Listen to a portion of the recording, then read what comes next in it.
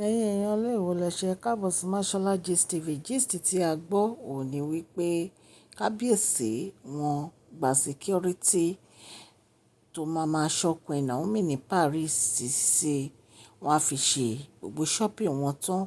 Wọ́n fi kíákíá ni wọ́n order security yìí tí wọ́n ní kó lọ máa bá wọn ṣọ́ Queen Naomi o. Ẹ̀yin èèyàn ilé wọn nínú Queen Naomi dùn gan nítorí pé the way bí àǹtí wáyé bó ṣe ń parade kiri Paris wọ́n ní ó mú ìfura dání. Ẹ̀yin èèyàn ilé bí a ṣe gbọ́ nìyẹn, tó bá jẹ́ pé lóòótọ́ gist tí a gbọ́ yìí tó bá jẹ́ pé òótọ́ ni a ní ká torchlight sí. Ẹ mọ̀ pé a ti sọ fún yín pé Queen Naomi lọ ṣe shopping ní Paris lórí àtipadà sí inú palace bàbá Wẹ̀rẹ̀ ńlá. Wọ́n dẹ̀ ní àtìgbà tán ti lọ ni àǹtí wáyé ló ti ń fẹ́ rí Queen Naomi tipátipá tó jẹ́ pé nígbà tí Queen Naomi gan rí tó wá sí ibi tí wọ́n dé sí tó jẹ́ pé Queen Naomi pé kábíyèsí wọ́n dẹ̀ sọ fún kábíyèsí pé àwọn máa kúrò ní ibẹ̀.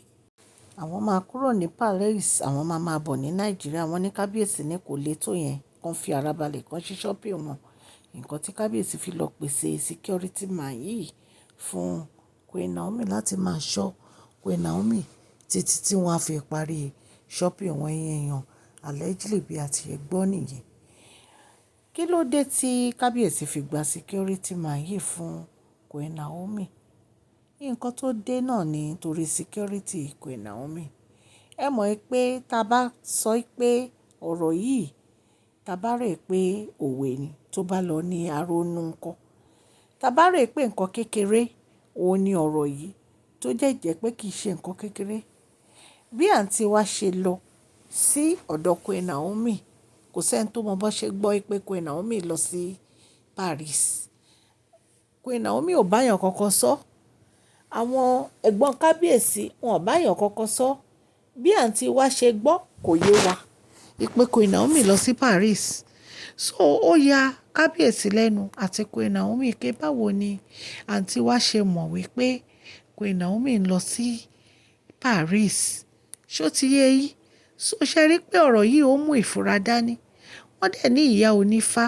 Wọ́n ní nǹkan tí ìyá onífá sọ ní pé àǹtí wa Queen Naomi ò gbọdọ̀ rí ojú ẹ̀. Wípé tí wọ́n bá wo ojú ẹ̀ tó bá jọ wo ojú ara wọn báyìí, wọ́n ní pé Queen Naomi ò ní lè padà sí inú palace. Wọ́n ní ìyá onífá ló sọ bẹ́ẹ̀.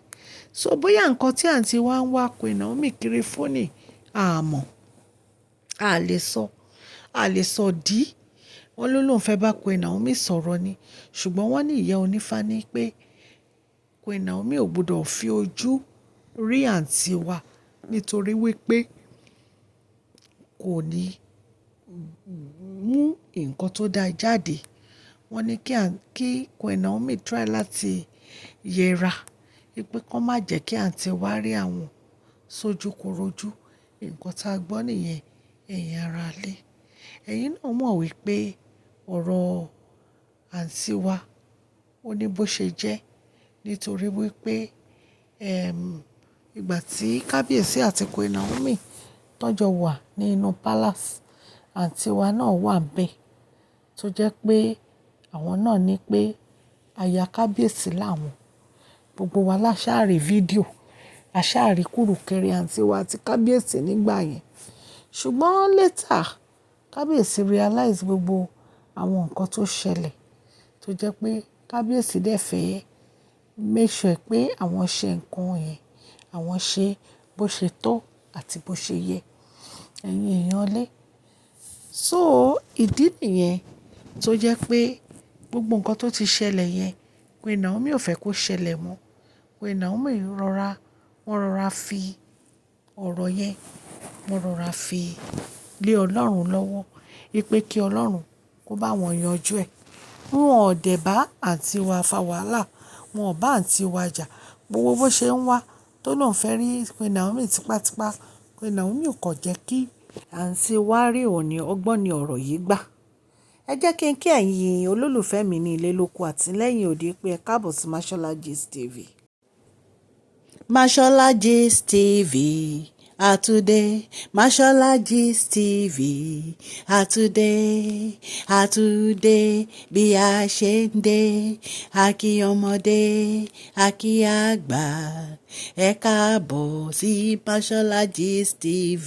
Mashola dé o, àtúndé, àgbé tuntun dé, àmú gist alálùbáríkà wá fún yín lórí public gist, lórí royal gist, lórí celebrate gist. Mashola àtúndé o, àtúndé, Mashola Gist TV àtúndé. ẹ̀yin èèyàn ilé ẹ káàbọ̀ sí Mashola Gist TV. Ṣé àlàáfíà ni ẹwà gbogbo lẹ ń kọ́? A máa ń sọ̀rọ̀ nípa celebrity gist, royal gist, politics àti gbogbo nǹkan tó ń lọ ní agbègbè orílẹ̀-èdè bàbá wa ní ilẹ̀ Nàìjíríà. À ń sọ Yorùbá lórí channel yìí nítorí pé a fẹ́ gbàgbé àṣà àti èdè wa. Ẹ kàn sí wa ní masholagist@gmail.com. Ọlọ́run Elédùmarè á ran gbogbo etí tó ń gbọ́ wa. Ọlọ́run á ràn yín lọ́wọ́. Ẹ̀yin èèyàn ilé wọn ní bí kábíyèsí ṣe gba security man fún Queen Naomi nìyẹn o, kó máa bá wọn kiri gbogbo bí tó bá ti lọ ń ṣe shopping ní Paris. Wọ́n ní inú Queen Naomi dùn gan nítorí pé èèyàn ò mọ nǹkan tí ó lè ṣẹlẹ̀. Dẹ̀ni ìgbésẹ̀ táǹtì wa ń gbé tó ń ṣọ́ wọn kiri Paris, a mọ nǹkan tó lè mú wá. So wọ́n dẹ̀ ní ìyá onífá yẹn wọ́n gan. Wípé Queen Naomi ò gbọdọ̀ jẹ́ kó rí àwọn. Wọ́n dẹ̀ ní ìgbọràn ó sàn ju ẹbọ rírú lọ. Ẹ̀yin èèyàn ilé bí a ṣe gbọ́ gist nìyẹn, allegedly ìyẹn tó bá jẹ́ pé òótọ́ òun ni gist yìí. Ọlọ́run Elédùmarè á ran gbogbo etí tó ń gbọ́ wa lọ́wọ́ ní agbára Ọlọ́run. Gbogbo bẹ́ẹ̀ ṣe ń subscribe, ten like, ten share, gbogbo ẹ̀ là ń rí ní Mashola Gist TV.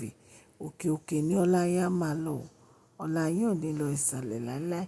Please share this video, like and subscribe. God bless you all.